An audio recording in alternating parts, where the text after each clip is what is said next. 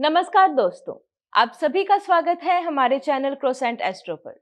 हम फिर हाजिर हैं आपके सामने एक नए विषय पर चर्चा करने के लिए। आज हम चर्चा करने जा रहे हैं सिद्धि विनायक व्रत के बारे में। सिद्धि विनायक व्रत भाद्र मास के शुक्ल पक्ष की चतुर्थी को मनाया जाता है। इस दिन हम गणेश जी की स्थापना करते हैं और उनकी आराधना करते हैं। तो आइए चर्चा करते हैं सिद्धि विनायक व्रत के बारे में। और इस विषय पर चर्चा करने के लिए हमारे साथ मौजूद हैं डॉक्टर राजवीर शास्त्री जी। स्वागत है शास्त्री जी आपका। धन्यवाद। शास्त्री जी, जैसे कि आज हम सिद्धि विनायक व्रत के बारे में बात कर रहे हैं, तो सिद्धि विनायक का क्या अर्थ है और सिद्धि विनायक कौन से देवता को संबोधित है? सिद्धि विनायक शब्द का मूल अर्थ है मन की मनोकामनाओं को पूर्ण करने वाला।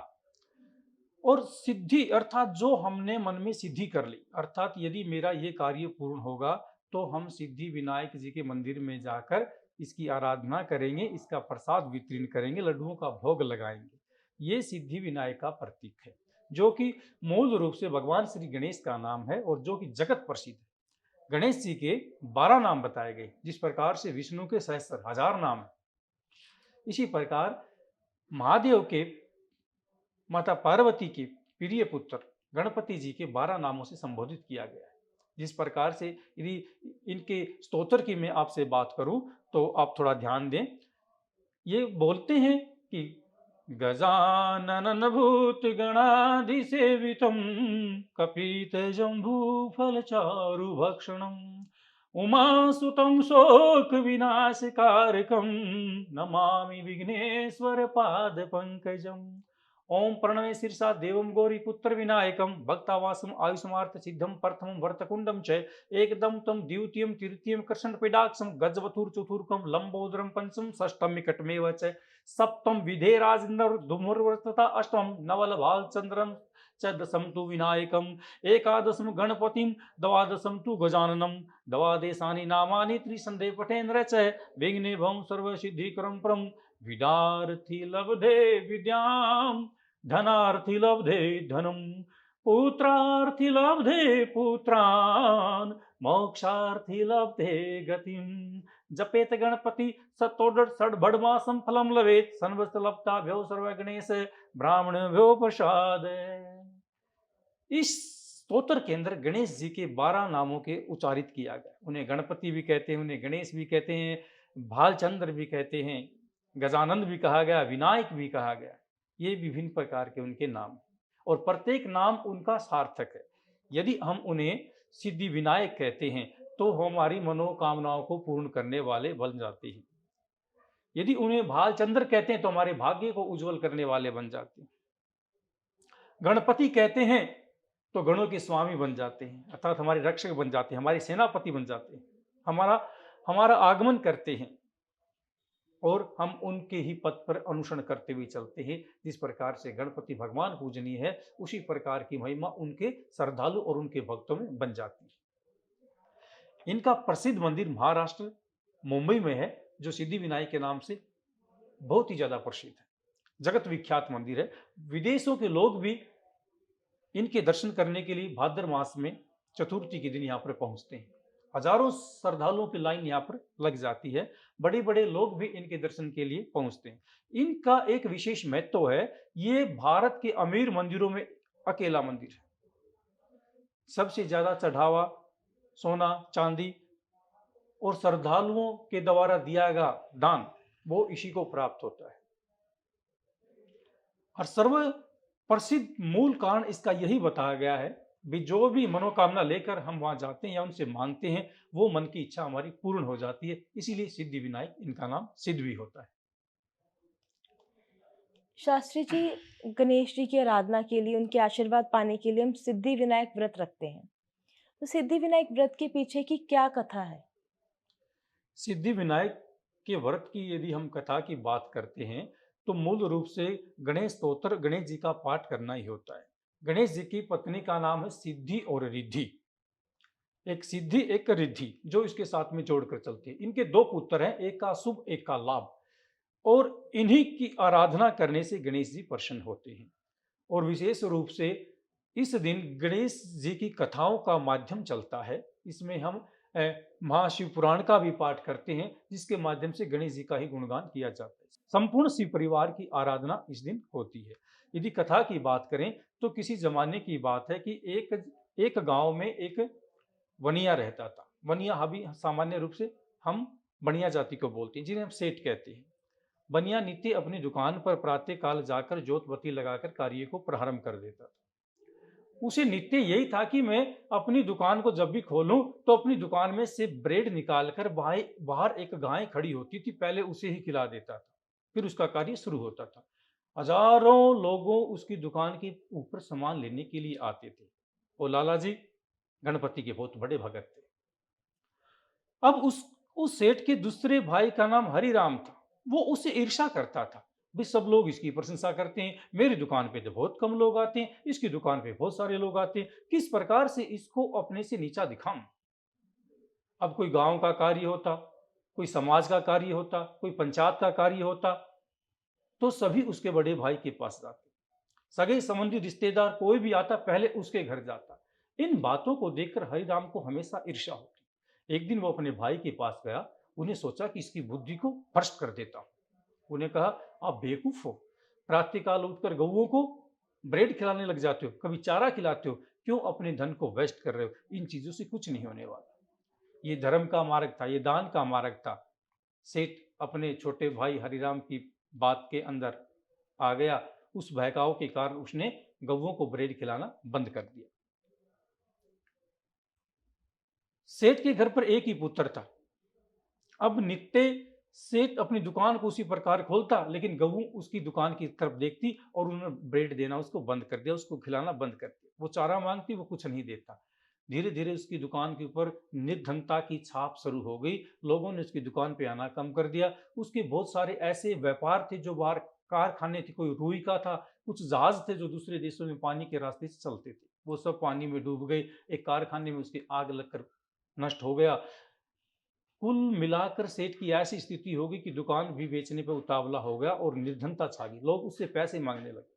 अनेकों लोगों ने सेठ की पीड़ा को पूछा, परंतु वो मन ही मन अपनी बात को याद करता, यदि मैं धर्म का रास्ता नहीं छोड़ता, यदि मैं दान का रास्ता नहीं छोड़ता, तो आज ये निर्धनता के दिन न देखने पड़ते। अब सेठ नित्य अपनी सेठानी के साथ जंगल जाता और लकड़ियां काट कर लेकर आता, उसे लकड़ बाजार में बेच देता, जिससे उसके भोजन का गुजारा होता रहता।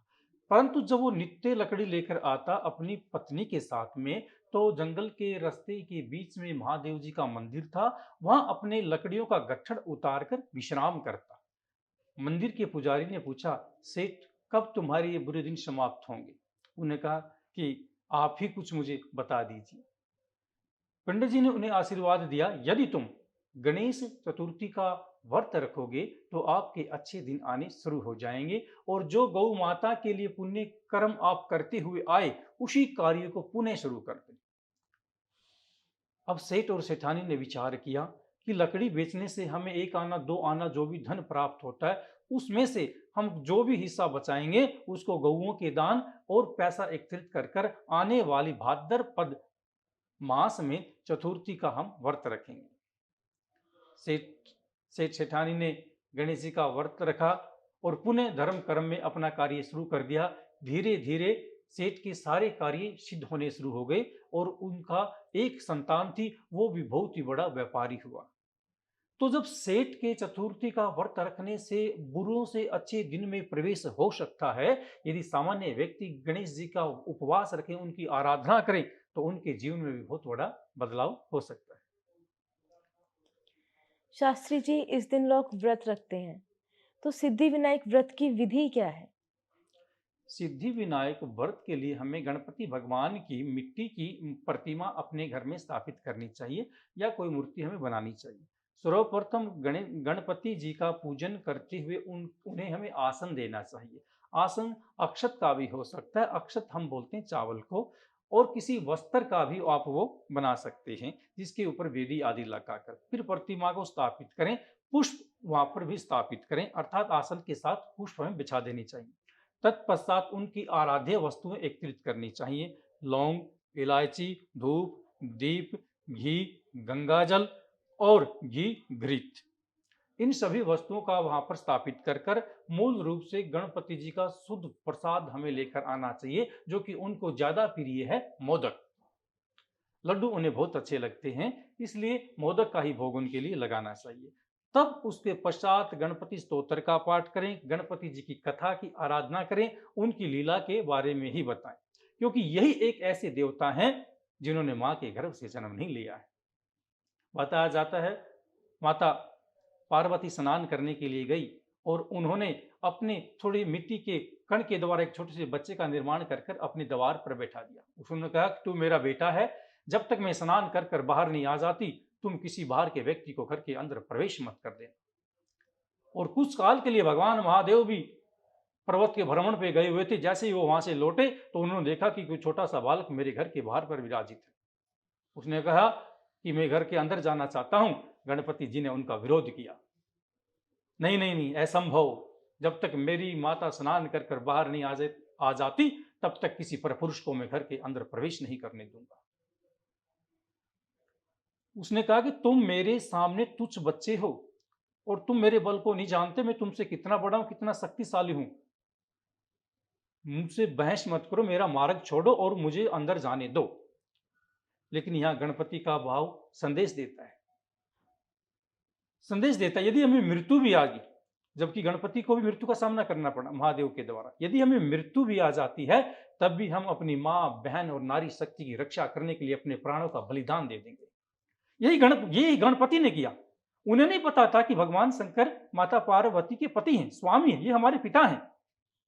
वो तो अबोध बालक था। उसके पश्चात भी वो भगवान शंकर से लड़ने के लिए तैयार हो गया कि जब तक मेरी मां का मान और सम्मान की बात, तुम एक कदम भी हमारे घर में प्रवेश नहीं कर सकते। जब माता पार्वती को पता लगा, क्रोध होकर भगवान शंकर ने गणपति जी की गर्दन धड़ से अलग कर दी। वो रुष्ट हुई, क्रोधित हुई। उसने कहा कि मुझे मेरा पुत्र वापिस चाहिए। तब भगवान महादेव जंगल का भ्रमण करते हैं। उन्होंने एक ऐसी हथनी को देखा जो अपने बच्चे के पास तो सो रही थी, लेकिन उसकी पीठ कर कर सो रही थी।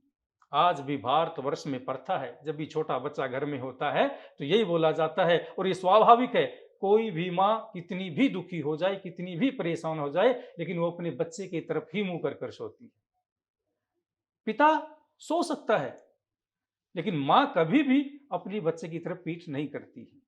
वो हथनी पीठ कर कर सो रही थी और उसकी गर्दन वहां से उठाकर भगवान शंकर ने अपनी लीला से गणपति पर स्थापित कर दी, जिसकी और आराधना और पूजा आज भी व्यापक है और उसकी उत्पत्ति व्यापक है। इसलिए सर्व देवताओं के माध्यम से हमें गणपति जी की विधि विधान से पूरी पूजा अर्चना हमें घर में करनी चाहिए और ऐसी कथाओं का गुणगान करना चाहिए जिसमें गणपति, महादेव, पार्वती, कार्तिक भगवान का नाम बार बार हमारे मुखारविंद से उच्चारित हो। कहते हैं कि एक जिह्वा से एक शब्द के उच्चारण करने से कल्याण हो जाता है। हम सामान्य रूप से देखते हैं, यदि हम किसी को अपशब्द बोलते हैं तो उसके विपरीत हमें क्या मिलता है? लात गालियां। यदि हम किसी को राम राम के शब्द से संबोधित करते हैं, राधे राधे बोलते हैं, जय सिया राम बोलते हैं, तो उसके बदले में सूत समेत हमें सामने वाला व्यक्ति 2 बार राम राम कहकर बोलता है। तो हो जो हम समाज को सामने वाले को देते हैं वही चीज हमारे पास लौट कर आती है। इसलिए हमें हमेशा बाहर जो भी चीज हम मुखार बिंद से दें वो हमें अच्छी ही देनी चाहिए शब्दों के द्वारा, ताकि हमें अच्छा ही उसका परिणाम मिले। यही शिक्षा गणपति भगवान की विधि से हमें प्राप्त होती है और उसके चरित्र के माध्यम से हमें शक्तिशाली बनाकर मनोवैज्ञानिक भाव को मजबूत करती है। और आधुनिक युग को भी गणपति भगवान से इस प्रकार की सीख और शिक्षा ग्रहण करनी चाहिए। हमारा प्रत्येक देवता अपने अपने भाव से विकसित है, एक एक लीलाओं से परिपूर्ण है। इसलिए गणपति जी के विषय में इतना ही बताऊंगा, इनकी विधि के बारे में बाकी चर्चा। शास्त्री जी, सिद्धि विनायक व्रत वाले दिन कौन से कार्य वर्जित है?